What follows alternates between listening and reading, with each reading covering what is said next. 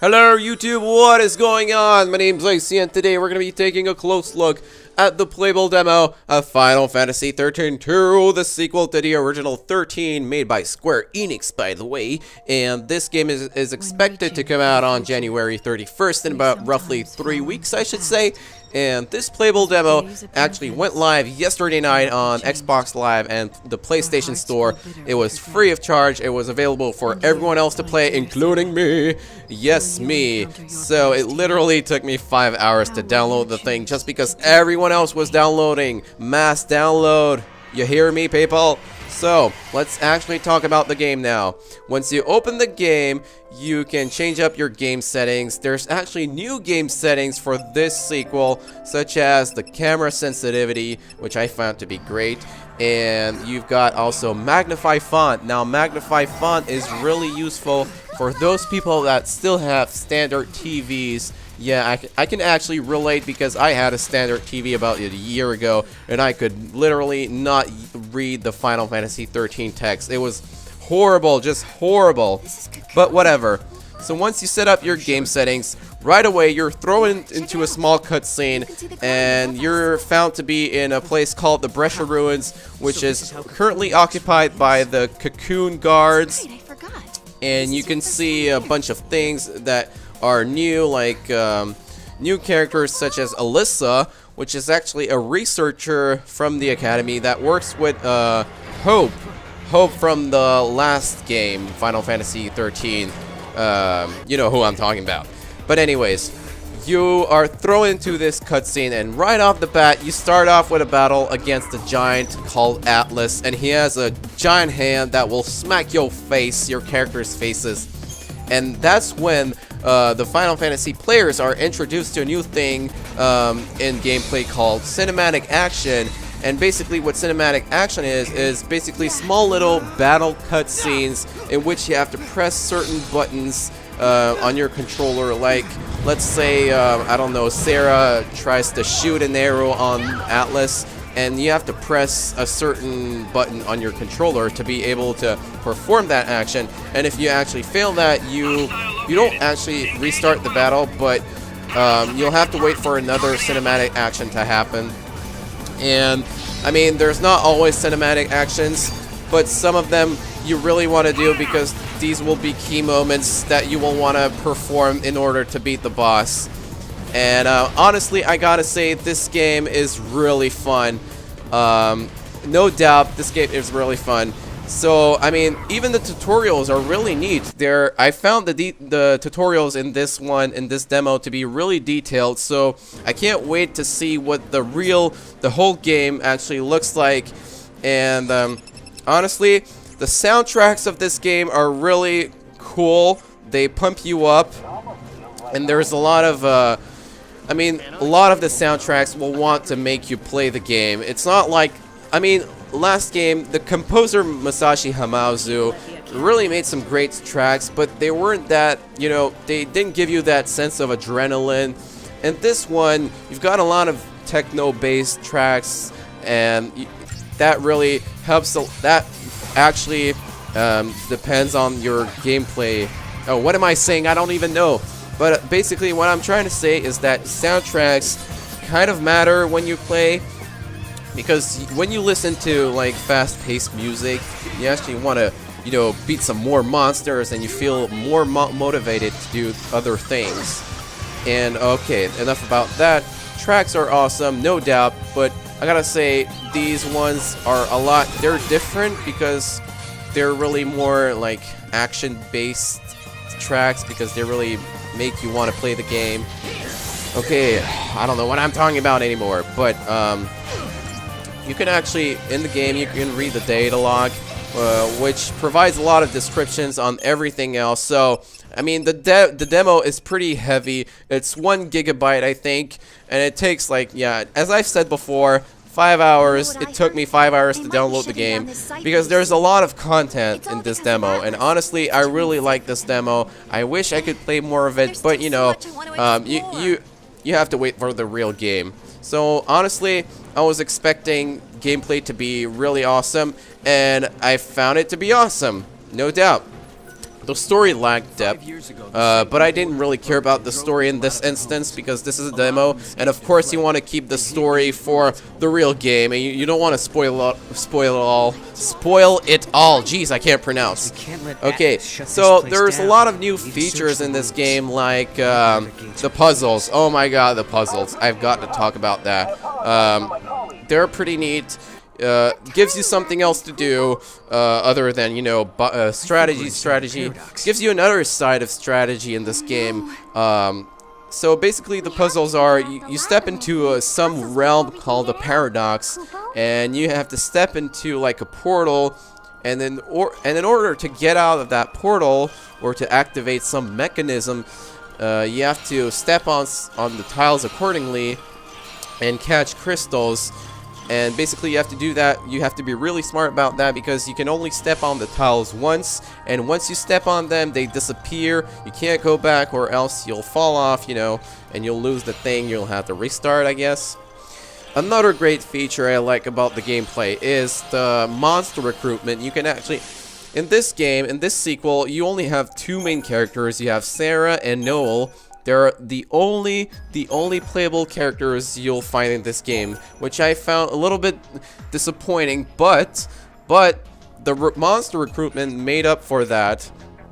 I found that system to be quite interesting. Yeah, so basically you recruit monsters.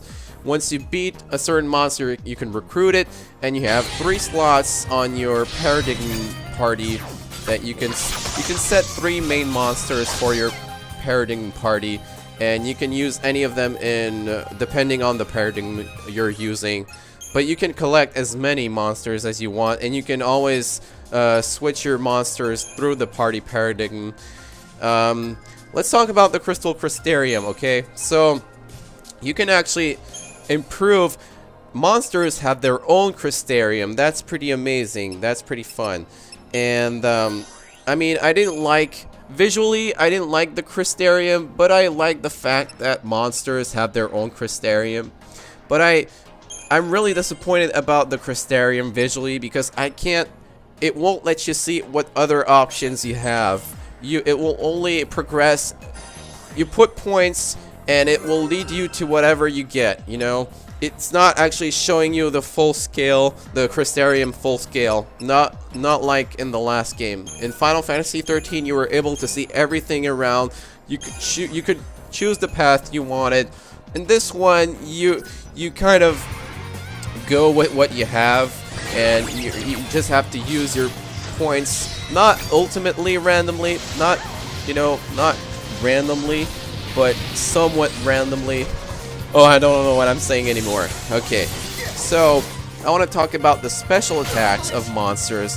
Yeah, monsters have their own special attack, and you can activate them by filling up their ADB gauge, or I don't know how to call them, the feral gauge. And you can build that by making combo attacks on enemies and, you know, recharging that with certain potions. And I didn't find the attacks particularly useful. I mean, they're good for breaking staggering mobs, but they're not that good. Honestly, I especially didn't like one monster's special attack just because I found it to be weak. Yeah, that's all I have to say about monsters. But I like that new feature nonetheless. So let's talk about the NPCs. Okay, the NPCs, they're all voiced, and they're all, sometimes you might find certain NPCs that will, you know, want to talk to you cinematically. So not only you're doing the, oh my god, I want to talk about something really cool in this one, okay? So you've got your main story, and then you can do the side quests, and you really want to do the side quests that the NPCs give you, because these will really help with your improvement, with your, you know, game progression, with your build, you know, you will gain rewards that will be really useful. Obviously, I'm being Captain Obvious right now.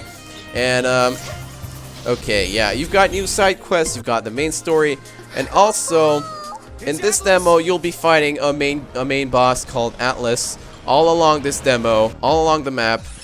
And by the way, I gotta say something about the map. The map looks really large. And I can't imagine how immense the world must be when you actually unlock new time frames, new portals. I mean, the world must be immense. And I really like the game so far. The demo really impressed me gameplay-wise, so I might just buy the game. Like I've said, the game looks large. The demo was really good. Honestly, I found it good. And then, what else did I want to talk about? Oh, the vendor. Instead of, you don't have save points in this demo, but you can... There's actually a certain vendor called Chocobolina. I don't know what her name exactly is, but she's like a female vendor dressed into chocobo feathers, and she basically appears at certain instances. So you can actually, like, even before a boss battle, you can talk to her. You can buy potions, so like no worries. If you need potions, buy from her. She's always there most of the time. And I found her to be quite silly, honestly, dressed in like a, you know, almost bare naked with those feathers. She was so sexy, you know what I'm talking about? Okay, what else can I talk about? Ah, man. Oh, okay, the mock clock. I want to talk about that too. Before you actually start a battle, you can actually be in an advantage or be in a disadvantage depending on your you know, the status of your mock clock. And what a mock clock is that little clock you'll be seeing once you encounter a boss in a map. You have to strike a boss before it actually gets you, and the mock clock will progressively go down to 0, and if it does go down to 0, you cannot retry a fight, okay? So you have to be really good with the mock clock. You have to strike the mob really fast. You have to be the first. You don't want to wait till the last second, because some mobs will definitely catch you, I assure you. You don't want to be screwing up the mock clock. Also, a new feature in this game, wound damage, blood damage. What blood damage is damage that is recoverable, but at the same time, mobs can actually hit you so hard that they can permanently take away some of your health, which cannot be healable. So this makes fights even more difficult. So I really like that new feature. Overall, the gameplay is, I don't know. I gotta say, Square Enix really listened to their fans, and I definitely saw improvements here and there. I'm not really impressed with the story so far, but again, this is the demo, so we gotta wait till the 31st. And what else can I say about the demo? What else? Oh, there's a lot. You'll be finding a lot of what is it? The treasures. They're all along the map. There are so many of them, but some of them you will have to either use your pet called the Mog, which apparently is a companion from the distant time. I don't know. But basically, you have to throw that little pet to go catch the freaking what is it, treasures, or either you use him or you have to go in a different time set in order to be able to get those treasures. So you can actually see treasures, but you can't get some of them. That's the thing. So you actually have to find new fragments and unlock new portals in order to get all the treasures available in the map. So what else can I say about the game? Let's see. Yeah, Atlas. He will be the main boss of this demo, and he is really easy to beat. You will have no problem beating him, especially if you know how to play the game. If you've been a Final Fantasy XIII player, you will definitely know how to beat this boss, and it shouldn't be too hard. You've got the tutorials. The tutorials, like I've said, are really detailed. And once you beat the boss, you can. Oh, actually, you can beat the boss depending on the situation you're in. Like, there's a new thing, another feature I want to talk about. Okay, it's called the live trigger. It's actually something that, like, Melissa, what do you think? I don't know how to explain that, but it's basically you've got different options for situations. You can actually choose the decision you want to make, and that will actually depend on the boss fight. It will either, if you make the right choice, you can actually make a boss a lot more vulnerable, and therefore you'll be having less difficult times with the boss. Okay, I'm rambling on and on and on about nothing, but once you finish the game, you actually see a little cutscene of Lightning against the main antagonist of the game called Chaos, and it's basically a face-off thing. And then you see different other cutscenes like the casino, the chocobo race, you know, all other kinds of stuff. And that's about it. That's all the demo has to offer. But I gotta say, this demo brought a lot of exciting things. I saw a lot of things that I never saw before, and I gotta say, I can't wait to get Final Fantasy XIII-2. So, I mean, this demo really impressed me. You should definitely try it out. If you have a PS3 or an Xbox 360, definitely try out this demo if you want to take a closer look at the game before actually paying for the actual game. Oh man, I'm repeating myself like a broken tape. But what I'm trying to say is you'll definitely not be deceived by this demo. If you want to see the gameplay specifically, you won't be deceived. Trust me, you will like this one. And most likely you will want to buy the game, but I gotta say, the demo doesn't show you everything, so don't be easily fooled. Make the right decision to buy the game. If you want Final Fantasy XIII, if you didn't like Final Fantasy XIII, don't get this sequel, okay? But because the story will suck, I'm warning you, okay? The gameplay is fun, but the story kind of sucks. So if you're a real if you're a Final Fantasy VII fan, you shouldn't, I don't know, maybe you should get the game, but I don't know, try out different things. All I'm trying to say is make the right decision, and overall, this demo is great. Definitely try it out, and see you guys later. Thanks for watching this episode. This was my first impressions on Final Fantasy XIII-2, the demo, not the game, the demo. So, I'm probably going to be playing that game when I buy it on the 31st, and I may do videos of that. So, also, if you want to check out videos of Final Fantasy XIII, you better check out my Let's Play series. It's not a complete Let's Play, but it's a partially complete, I don't know how to explain that, but you can watch that if you want to have some fun, if you have time to kill. Go watch that LP series that I've made of Final Fantasy XIII. And oh my god, I'm talking on and on and on about nothing, so I better stop this video right now. Thanks for watching, guys. I hope to see you next time on my Let's Play series. Thanks for watching. Make sure to comment, like, and most importantly, subscribe if you want to support this channel.